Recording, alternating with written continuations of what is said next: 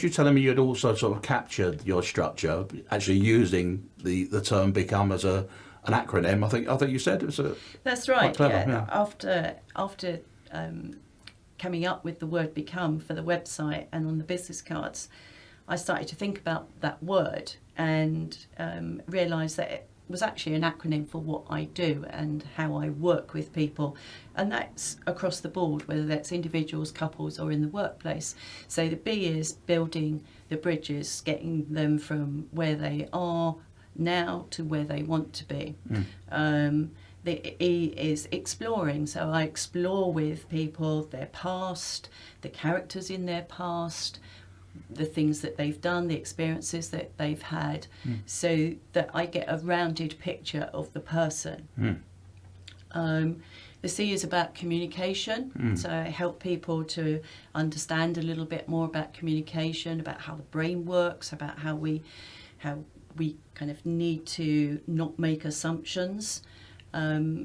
At the O, I worked out the O as orchestrate. So I really orchestrate what goes on.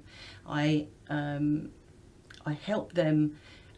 So, for example, whether I'm working with a couple or I'm working in a business environment, I'm orchestrating the discussions. I'm guiding them through models that I've developed over the years to enable them to discuss in an open way. Yeah. That might be about what their needs are. It might be about, for the couple, what getting them talking to each other about how they see the relationship, what an ideal relationship would look like to them. Where have I got to? I've got to... Yeah, the orchestrate. M is about motivation. Yeah. So I will motivate people. I like to think that I inspire my clients a little bit too.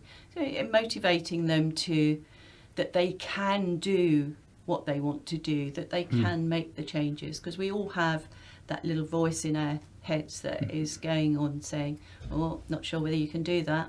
And it's about training them to not listen to that voice. Yeah. Which comes to the last letter, which is the E, which is about educate. I educate people. I explain to them, I give them new tools that will help them. So if you just take that one example of that little voice in your head, I get people to imagine that they've got a chimp, a naughty chimp in their head. Yeah. And that little voice is the naughty chimp. Yeah.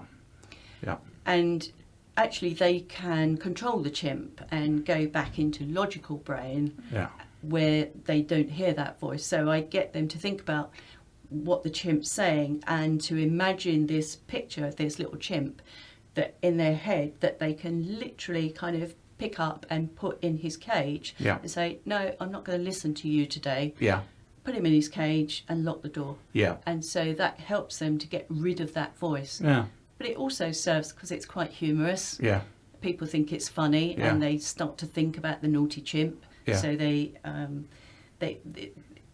enables them to get rid of that negative voice in their head. Yeah. But they also have a bit of a laugh doing it as well.